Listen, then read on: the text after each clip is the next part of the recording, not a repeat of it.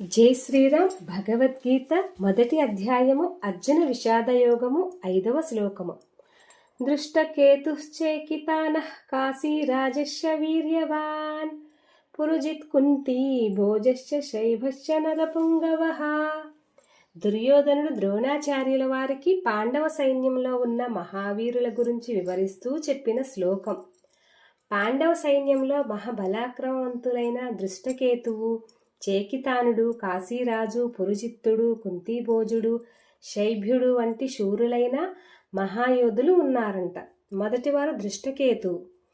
ఈయన శిశుపాలుడు కొడుకు. రాజసయోగంలో శిశుపాలుడు కృష్ణ పరమాత్మ చక్రం చేత వధింపబడ్డాక అతని కొడుకు దృష్టకేతువు పాండవులను ఆశ్రయించి తర్వాత పాండవుల పక్షాన యుద్ధం చేశాడు.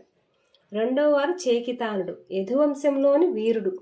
పాండవులకున్న 7 అక్షర సేనల్లో ఒక్కొక్క అక్షర సేనకి ఒక్కొక్క సైన్యాధిపతి ఉండేవారు. అలాగ ఉన్న 7 సైన్యాధిపతుల్లో ఈ చేకితానుడు అనే వీరుడు ఒకరు. మహాభారత యుద్ధం ఆరంభమైనాక ఈ చేకితానుడు దుర్యోధనుడి చేతుల్లోనే మరణింపబడ్డారు. మూడవ వారు కాశీరాజు. ఇతడు ఒక గొప్ప వీరుడు, మహాపరాక్రమశాలి. ధర్మబద్ధంగా యుద్ధం చేయడానికి నిశ్చయించి పరమ ధర్మాత్ములైన పాండవుల పక్షాన యుద్ధానికి వచ్చారు. 4, 5వ వారు పురుజిత్తుడు, కుంతీభోజుడు. వీళ్ళిద్దరూ కూడా కుంతీదేవికి సోదరులు. అంటే పాండవుల తల్లి కుంతీదేవి. ఈ వరుసలో పాండవులకు వీళ్ళిద్దరూ మేనమామలు అవుతారు. అంటే వాళ్ళంత పెద్దవారో ఆలోచించండి. తర్వాత శైభ్యుడు. ఈయన ధర్మరాజుల వారికి కూతురునిచ్చిన మామ. ద్రౌపది పాండవుల 5గురి ఉమ్మడి ఇల్లాలు, మీ అందరికీ తెలిసిందే. ఈమె కాకుండా పంచపాండవులకు కూడా వేరే భార్యలు ఉన్నారు. వీరిలో ధర్మరాజు గారి భార్యకి తండ్రి శైభ్యుడు. అతను కూడా పరమ ధర్మాత్ముడైన పాండవుల వైపు యుద్ధం చేయడం కోసం నిశ్చయించుకున్నారు.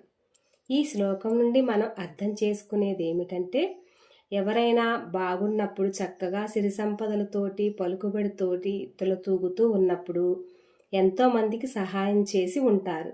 ఎంతో మందికి వాళ్ళు హెల్ప్ చేసి ఉంటారు, కాపాడి ఉంటారు, అన్నం పెట్టి ఉంటారు. అలా సహాయం పొందినవారు, అలాగే అంత గొప్పవారు ఇప్పుడు కాస్త దుస్థితిలో ఉంటే వారి బంధువులు, స్నేహితులు అయ్యుండి చక్కగా మంచి స్థానాల్లో స్థిరపడి ఉండి కూడా మాకెందుకులే అనకుండా మనం సహాయం చేయకపోతే ఎలా అనే ఉద్దేశంతో పాండవుల పక్షాన యుద్ధం చేయడానికి వచ్చారు. చూడండి, మనం కూడా ఒకప్పుడు ఎవరైనా సహాయ సహకారాలు అందాయో వారు ఈరోజు కాస్త దుర్భర పరిస్థితిలో ఉన్నప్పుడు స్వచ్ఛందంగా వెళ్ళి ఆదుకోవాలి.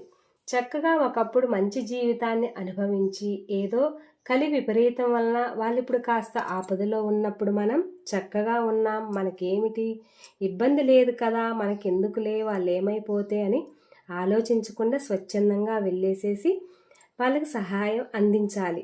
ఈ శ్లోకంలో మనకు 2 రకాల మనుషులు కూడా కనబడతారు. వాళ్ళందరూ కూడా పరమ ధర్మాత్ములు కాబట్టి పాండవులకి సహకరించడానికి, ధర్మబద్ధంగా యుద్ధం చేయడానికి కురుక్షేత్రానికి వచ్చారు. ఈ శ్లోకం నుండి మనం తీసుకోవాల్సిన నీతి ఏమిటి అంటే, సహాయం చేసిన వారిని గుర్తుపెట్టుకొని మనకు సహాయం చేసిన వారు ఆపదలో ఉన్నప్పుడు తప్పకుండా స్వచ్ఛందంగా నిస్వార్థంగా వెళ్ళి మనం కూడా ఆదుకోవాలి. జై శ్రీరామ్.